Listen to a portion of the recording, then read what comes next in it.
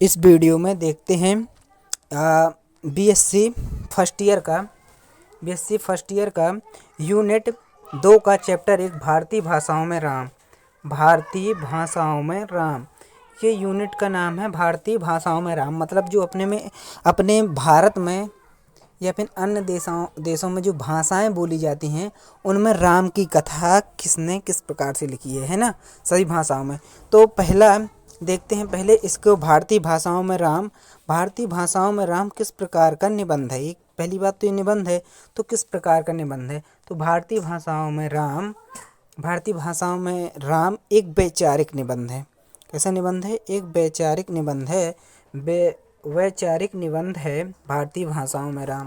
पहला ऑब्जेक्ट यही आना है कि भारतीय भाषाओं में राम है वो किस प्रकार का निबंध है, तो वो है वैचारिक निबंध है। अब पूछेगा इसके लेखक कौन हैं, तो इसके लेखक है R.N. वैद्य। श्री R.N. वैद्य भारतीय भाषाओं में राम पाठ के लेखक हैं, है ना। अगला ऑब्जेक्ट आएगा कि भारतीय भाषाओं में राम जो ये चैप्टर है इसको 4 खंडों में किसने विभाजित किया, तो इसको किया अयोध्या शोध संस्थान उत्तर प्रदेश ने इसे 4 खंडों में विभाजित किया। ये भारतीय भाषाओं में राम पाठ से जो ऑब्जेक्ट पढ़ सकते हैं वो हुआ। अब देखते हैं भारतीय भाषाओं में राम, अब मतलब राम पर कौन कौन सी कथा लिखी गई। तो सबसे पहले लिखा वाल्मीकि ने। सबसे पहले भारतीय भाषाओं में राम किसने लिखा? वाल्मीकि ने रामायण लिखा। ये किस भाषा में लिखा? संस्कृत। तो पहला आ जाएगा कि सबसे पहले किस भाषा में रामायण लिखी गई, तो लिखी गई संस्कृत में। सबसे पहले किसने लिखा? तो वाल्मीकि ने लिखा। वाल्मीकि को क्या कहा जाता है? आदि कवि कहा जाता है। और वाल्मीकि ने क्रोच जो पक्षी होते हैं उसकी पीड़ा से व्यथित होकर इनके वाणी से श्लोक निकला और इन्होंने रामायण लिख दी, है ना। तो पूछा जाएगा किस पक्षी के कारण, तो आपको लिख देना है क्रोच पक्षी। यहाँ रामायण ये क्या है? महाकाव्य है, वो जो भी संस्कृत में है। सबसे पहले कवि जो हैं वो हैं वाल्मीकि जी। तो इन्होंने ही संस्कृत में सबसे पहले रामायण महाकाव्य लिखा था, रामायण के जीवन के बारे में, ये आपको पता है ना। अगला ऑब्जेक्ट जो देखेंगे, अब देखिए रामायण। अब रामायण आएगा कि रामायण क्या है, तो रामायण एक महाकाव्य है। क्या है? रामायण एक महाकाव्य है। ये किस युग से संबंधित है रामायण, तो रामायण है त्रेता युग से संबंधित। पूछा जाएगा कि रामायण किस युग से संबंधित है, तो रामायण है त्रेता युग से संबंधित। किस युग से? त्रेता युग से। पूछा जाएगा कि रामायण जो है त्रेता युग से संबंधित, इसमें कितने श्लोक हैं, तो रामायण में 24,000 श्लोक हैं और 24,000 श्लोक हैं और 7 खंडों में विभाजित है। इसमें 7 कांड हैं, जिसमें से सुंदर कांड सबसे महत्वपूर्ण कांड है। ये सुंदर कांड वही है जब हनुमान जी लंका जाते हैं, है ना। तो सबसे प्रसिद्ध कांड जो है वो है सुंदर कांड। ये आ सकते हैं जो ऑब्जेक्ट। अब इसमें एक मोस्ट इम्पोर्टेंट जो क्वेश्चन है वो क्या है कि जो रामायण के 2400 श्लोक है उसमें जो 1000 श्लोक है ना, 1000 श्लोक में जो पहला अक्षर 1000 श्लोक के बाद जो अक्षर आता है उससे बनता है गायत्री मंत्र का पहला अक्षर। तो गायत्री मंत्र में 24 अक्षर हैं, है ना। और इसमें 24,000 श्लोक हैं, तो 1000 श्लोक में एक शब्द बनता है। समझिए इस बात को कि 1000 शब्द हैं, मतलब 1000 शब्द के बाद एक गायत्री मंत्र का अक्षर बनेगा, है ना। और गायत्री मंत्र में कितने हैं? 24 अक्षर हैं। तो 2000 में 2 अक्षर बनेंगे, 3000 में 3। इसी प्रकार 24,000 अक्षरों में से 24 अक्षर बनेंगे। और ये गायत्री मंत्र वही है ओम भूर्भुवः स्वः, है ना। तो वही जो गायत्री मंत्र है आएगा कि गायत्री मंत्र है जो उसके 1000 जो श्लोक के बाद, मतलब रामायण के 1000 श्लोक के बाद किस मंत्र का अक्षर आता है, तो किसका? गायत्री मंत्र का। गायत्री मंत्र में कितने अक्षर हैं, तो आप कहेंगे 24 अक्षर हैं, है ना। आपके ये समझ में आया होगा, याद भी हो गया होगा, है ना। अब देखिए इसी के बारे में, रामायण के बारे में आपने पूरा पढ़ा होगा कि राम कितने भाई थे? 4 भाई थे। अब पूरा रामायण के बारे में अगर कोई क्वेश्चन आ जाए तो आपसे बन जाना चाहिए, रामचंद्र की कितने भाई थे, उनके कितने भाई, एक नाम क्या थे, उनकी माता का क्या नाम था। माता के नाम में कन्फ्यूजन रहता है, तो माता का जो नाम था वो था कैकेयी, सुमित्रा और कौशल्या। और कौशल्या जो थी राम और लक्ष्मण की माता थी। भरत की माता का नाम कैकेयी था और सुमित्रा जो थी वो शत्रुघ्न की माता थी। और मंथरा जिसने भिड़ाया था, है ना। दशरथ इनके पिता का नाम था। और सीता जो थी, सीता के पिता का नाम जनक था। सीता के पिता का नाम क्या था? जनक था। तो ये क्वेश्चन पूछे जाएंगे। अब जैसे यहाँ तक तो हो गया। अब जो क्वेश्चन आएगा कि जो रामायण में है, रामायण में जो धनुष तोड़ी गई थी, राम भगवान ने जो तोड़ी थी, जब परशुराम आते हैं तो वो धनुष का क्या नाम था? तो उसका नाम था रूला पांड। रूला पांड था उसका नाम, उस धनुष का नाम रूला पांड था, है ना। अब देखते हैं और कौन से ऑब्जेक्ट आ सकते हैं आपके पेपरों में, है ना। जो पेपरों में आ चुके हैं, ये आ चुका है पेपरों में, इसलिए मैंने इसे बताया है मोस्ट इम्पोर्टेंट। बाकी तो आपको रामायण देखा है तो बन ही जाएगा, है ना। फिर इसके बाद जब कैकेयी वो करती है उनको, तो ये वन में जाते हैं, तो पूछा जाएगा किस वन में जाते हैं? तो ये वन का नाम है दंडकारण्य। दंडकारण्य जो उत्तर प्रदेश और मध्य प्रदेश में पड़ता है दंडकारण्य। तो मध्य प्रदेश के दंडकारण्य में इन्होंने अपने सर्वाधिक दिन बिताए थे। तो पूछा जाएगा कि किस वन में इन्होंने बिताया? तो दंडकारण्य है ना, दंडकारण्य। अगला पूछा जाएगा कि रावण अब सीता माता को यहाँ से हरण करके ले जाता है। आपको पता है जटायु के भाई का क्या नाम था? जटायु ने उन्हें बचाया था। बाकी बाली सुग्रीव ये सब कथा आपको पता है ना। अगला पूछा जाएगा कि रावण क्या बजाता था? तो रावण बजाता था वीणा। ये वीणा आया तो नहीं है ये क्वेश्चनों में, लेकिन सीरीज में जो दिया गया है, ये दिया गया है रावण क्या बजाता था। तो आपको इसको पढ़ लेना है ना।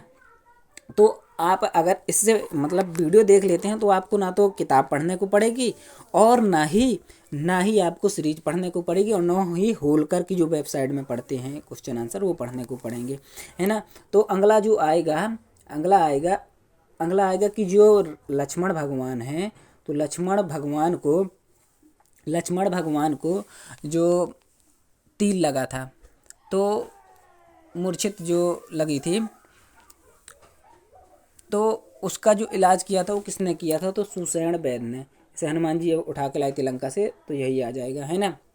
अब ये हो गए रामायण के बारे में। और आपको जो मतलब लगते हो कि ये क्वेश्चन हमसे ना बनेंगे या नहीं बनते, तो आप देख सकते हैं, या पूछ सकता है राम के गुरु का नाम क्या था, तो आपसे बन जाएगा, है ना। और क्या आ सकता है? और अगले देखते हैं। अब जैसे क्वेश्चन आएगा कि सर्वप्रथम राम कथा जो है, राम की कथा पर आधारित ये पाठ है, तो राम कथा किसने किसको सुनाई थी? सर्वप्रथम राम कथा तो शिव ने पार्वती को सुनाई थी, शंकर भगवान ने पार्वती जी को सुनाया था। ये आ जाए क्वेश्चन तो आप लिख सकते हैं, है ना। और कौन से क्वेश्चन आ सकते हैं? अब देखिए, संस्कृत भाषा हो गई। संस्कृत भाषा में जो काव्य लिखे गए, अब संस्कृत के बाद बनी पाली, पाली के बाद प्राकृत, तो पाली प्राकृत का वो कुछ नहीं है। फिर उसके बाद बनी अपनी अपभ्रंश भाषा। तो अपभ्रंश में जो रामायण लिखा, देखते हैं। पहले अपभ्रंश देखेंगे, अपभ्रंश के बाद अपभट्ट में तो लिखा नहीं गया। उसके बाद अपन देखेंगे हिंदी, हिंदी के बाद खड़ी बोली, अवधी, और जो तमिल भाषा, मराठी और सब भाषा उनके बारे में देखेंगे, किसने कौन सा महाकाव्य लिखा। आप इतना पढ़ लेते हैं भाषाओं में, तो आपसे और जो क्वेश्चन आएंगे वो बन ही जाएंगे, है ना। भाषाओं में सिर्फ पढ़ना कि राम में कौन सी कथा लिखी गई, तो इस पार्ट का आपके सभी ऑब्जेक्ट कंप्लीट हो जाएंगे। अपभ्रंश भाषा में, तो अपभ्रंश भाषा में जो महाकाव्य लिखा वो लिखा स्वयंभू ने। उस महाकाव्य का नाम था पायम चरित्र था। ये लिखा था स्वयंभू ने। ये क्वेश्चन आ चुका है ना 3 बार, 2 बार तो आ ही चुका है। दो बार मैंने देखा इस क्वेश्चन को आते। तो ये सबसे महत्वपूर्ण भी क्वेश्चन है कंपटीशन एग्जाम के लिए, और इसे ही कहा जाता है अपभ्रंश का वाल्मीकि। अपभ्रंश का वाल्मीकि कहा जाता है स्वयंभू को। ये क्वेश्चन आ जाए कि जो भ्रंश का वाल्मीकि है वो किसे कहा जाता है? तो भ्रंश का वाल्मीकि कहा जाता है स्वयंभू को। तो यहाँ से 3 क्वेश्चन आ सकते हैं कि अपभ्रंश भाषा में जो पयम चरित्र है वो किसने लिखा है? तो स्वयंभू ने। और वो किस पर आधारित है ये प्रपंच? तो राम कथा पर, राम की कथा पर वर्णन किया गया है इस काव्य में। और किसने लिखा है? स्वयंभू में लिखा है। स्वयंभू को कहा जाता है वाल्मीकि काहिका, अपभ्रंश का वाल्मीकि कहा जाता है ना। तो आपसे 1 2 3 4 ऑब्जेक्ट यहाँ से बन सकते हैं, वो भी आपसे बन जाएंगे, है ना।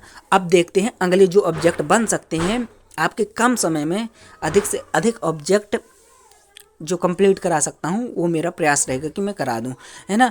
और आपको और जो विषय के ऑब्जेक्ट देखने हैं, मैंने प्ले लिस्ट बना दी है, प्ले लिस्ट में जाकर आप देख सकते हैं ना। हिंदी की प्ले लिस्ट बना दी है, एक लाइन से पूरे वीडियो डाल दिए हैं। तो देखते हैं अगले कौन है। अगली भाषा जो है, अगली भाषा है अवधी भाषा। अवधी भाषा में रामचरितमानस लिखा तुलसीदास ने। अभी जैसे ऑब्जेक्ट आया था कि रामचरितमानस जो है वो किस भाषा में है, तो है अवधी भाषा में, है ना। तो अवधी भाषा में लिखा रामचरितमानस। अवधी, अब देखिए खड़ी जो हिंदी है, हिंदी की ही बोलियां हैं अवधी। तो अब हिंदी की बात कर रहे हैं, फिर आप खड़ी बोली की जो अभी बोली जा रही है वो खड़ी बोली है ना। तो अवधी बोली है, तो अवधी बोली रामचरितमानस वो लिखा तुलसीदास जी ने। ये सबसे प्रसिद्ध राम कथा है, अभी तक की सबसे प्रसिद्ध राम कथा है। पूछा जाएगा कौन है, तो वो आपको लिखना है रामचरितमानस। और ये क्या है? महाकाव्य है ना। हिंदी का महाकाव्य है ये, महाकाव्य। क्या है कि मेरे इसमें मोबाइल में जगह नहीं है ना, तो मैं इसमें लिखने में असमर्थ हूँ, आप लिख लीजिएगा महाकाव्य, है ना। अब देखिए अवधी भाषा में लिखा हुआ महाकाव्य है क्या? रामचरितमानस। रामचरितमानस तुलसीदास जी द्वारा लिखित एक महाकाव्य है जो तुलसीदास जी ने लिखा था। ये हिंदी का सभी महाकाव्य जो लिखे गए हैं उनमें सबसे प्रसिद्ध है। राम कथा जो प्रसिद्ध हुई है वो है रामचरितमानस की। अब जो दूसरे नंबर में प्रसिद्ध आ सकता है वो है मैथिली शरण गुप्त ने जो लिखा है महाकाव्य, वो है साकेत। साकेत महाकाव्य जो लिखा है तुलसीदास मैथिली शरण गुप्त ने लिखा है। तो मैथिली शरण गुप्त ने खड़ी बोली में ये लिखा है महाकाव्य। तो ये इसके बाद रामचरितमानस के बाद दूसरा महाकाव्य माना जाता है मैथिली शरण गुप्त का खड़ी बोली का महाकाव्य साकेत। आया समझ में? आया कुछ याद, है ना। तो आपको याद हुआ होगा। अब देखते हैं कि ये महाकाव्य जो है, अब ये इतना महत्वपूर्ण काव्य महाकाव्य इन्होंने लिखा है और राम पर ही लिखा है। इस कारण से आधुनिक युग का तुलसीदास किसे कहा जाता है? आधुनिक युग का तुलसीदास कहा जाता है। आधुनिक युग का तुलसीदास कहा जाता है मैथिली शरण गुप्त को। शायद ये आपको पता ना रहा हो, फिर भी पता रहा होगा कुछ लोगों को। तो आधुनिक युग का मैथिली शरण गुप्त कहा जाता है। आधुनिक युग का मैथिली तुलसीदास कहा जाता है मैथिली शरण गुप्त को। ये क्वेश्चन आ सकता है तो आपसे बन जाना चाहिए, है ना। अगला देखते हैं तमिल भाषा में। ये भी आ चुका है क्वेश्चन कि तमिल भाषा में ये साकेत आया कि साकेत महाकाव्य खंड काव्य क्या है, ये आया पेपर में, है ना। तो आपको इसको याद रखना है। आएगा तमिल भाषा में। तमिल भाषा में रामायण किसने लिखी है? तो लिखा है कंबन ने। कंबन ने लिखा है कंबन रामायण। कंबन रामायण लिखी गई है तमिल भाषा में। अब पूछेगा कि उड़िया भाषा में। उड़िया प्रमुखतः उड़ीसा में बोली जाती है। हाँ, उड़ीसा में बोली जाती है। तो इसमें जो रामायण लिखी गई है वो लिखी गई है जगमोहन रामायण। कौन सी रामायण? जगमोहन रामायण। क्या? उड़िया भाषा में। कौन सी? देखिए तमिल में, अब उड़िया में। तो उड़िया में लिखी गई है जगमोहन रामायण। ये लिखा है बलराम दास ने। किसने? बलराम दास ने। बलराम दास ने लिखा है उड़िया भाषा में। उड़िया भाषा में जगमोहन रामायण, है ना। मराठी भाषा में राम कथा कौन में लिखी है? तो वो लिखी गई है राम कथा भास्कर रामायण। उसे लिखा है एकनाथ ने। ये भी आ चुका है क्वेश्चन, तो इसे आप लिख लीजिए, है ना। ये आया है, शायद आ चुका है क्वेश्चन।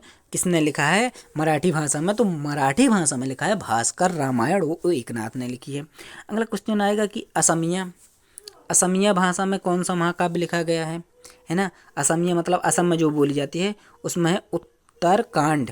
वो किसने लिखा? शंकर देव ने, है ना। शंकर देव ने लिखा है उत्तरकांड। उत्तरकांड किसके द्वारा लिखी गई रचना है? वो है शंकर देव द्वारा, जो कि असम भाषा में है। ये राम कथा का एक रचना है ना। इस प्रकार से हमने देखा संस्कृत में किसने लिखा। संस्कृत में लिखा वाल्मीकि ने। अब पूछा जाएगा अब भट्ट में। मतलब अपभ्रंश में किसने लिखा, तो उसने लिखा स्वयंभू ने, है ना। स्वयंभू ने। अवधि में किसने लिखा, रामचरितमानस लिखा तुलसीदास जी ने। इसमें खड़ी बोली में किसने लिखा, मैथिली शरण गुप्त ने लिखा। तमिल भाषा में किसने लिखा, कम्मन ने लिखा। उड़िया में किसने लिखा, जगमोहन ने लिखा। और मराठी में लिखा एकनाथ ने। और असमिया में लिखा शंकरदेव ने। इस प्रकार से जो जितनी भाषाओं में राम काव्य लिखे गए हैं वो मैंने सभी बता दिया। तो आप ये भाषाओं में पढ़ लेंगे, इससे ऑब्जेक्ट आएगा, क्योंकि भारतीय भाषाओं में राम पाठ का नाम ही है ना। अब देखते हैं और जो ऑब्जेक्ट आ सकते हैं, और राम कथा किस पर लिखी गई है, कौन सी लिखी गई है ना, तो आपसे बन जाएगी, है ना। अब देखते हैं, ये देखिए, ये है उत्तर रामचरित्र। ये तो आप बहुत महत्वपूर्ण रचना है उत्तर रामचरित्र। ये लिखा है भवभूति ने लिखा है उत्तर रामचरित्र। उत्तर रामचरित्र भवभूति ने लिखा। ये भी एक राम कथा है ना, है ना। जो अगले ऑब्जेक्ट आएंगे वो आएगा क्या, वो आएगा, अगला ऑब्जेक्ट आएगा कि चंपू रामायण किसने लिखा है ना। आएगा कि चंपू रामायण किसके द्वारा लिखी गई है, तो आपको लिखना है चंपू रामायण जो लिखी गई है वो लिखा है परमार भोज के द्वारा। तो चंपू रामायण किसके द्वारा लिखी गई है, वो लिखी गई है परमार भोज के द्वारा, है ना। तो चंपू रामायण लिखी गई है किसके द्वारा, परमार भोज के द्वारा। ऑब्जेक्ट आएगा कि चंपू रामायण किसने लिखा, तो ये परमार भोज के द्वारा लिखी गई, जो कि महत्वपूर्ण रचना थी। ये आएगा साकेत सौरभ किसने लिखा, तो वो लिखा भास्कराचार्य ने।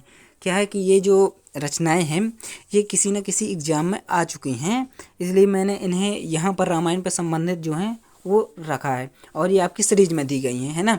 और देखते हैं रामायण मीमांसा जो है, रामायण मीमांसा लिखी गई है करपात्री के द्वारा, जो भी क्या है, राम कथा है। ये नारायण कोहली के, आपने पढ़ा होगा नारायण कोहली की राम कथा पर 5 उपन्यास। ये तो सबसे महत्वपूर्ण क्वेश्चन है ना, और ये पेपरों में आ सकता है ना।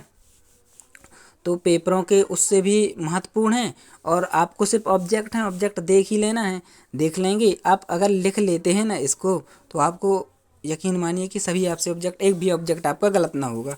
आप पढ़ लीजिए, और देखते हैं कौन सा ऑब्जेक्ट आ सकता है ना।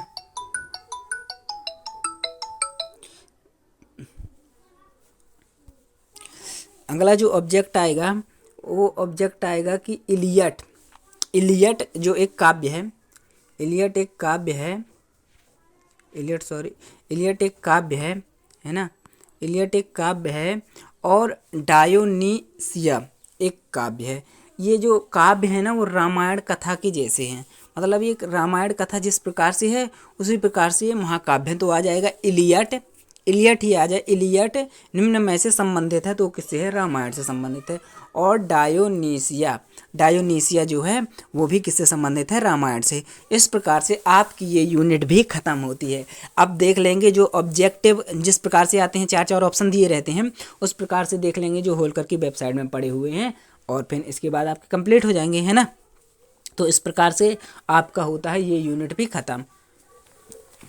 2-3 राम भारतीय भाषाओं में राम। अगला पाठ देखते हैं उत्साह राम।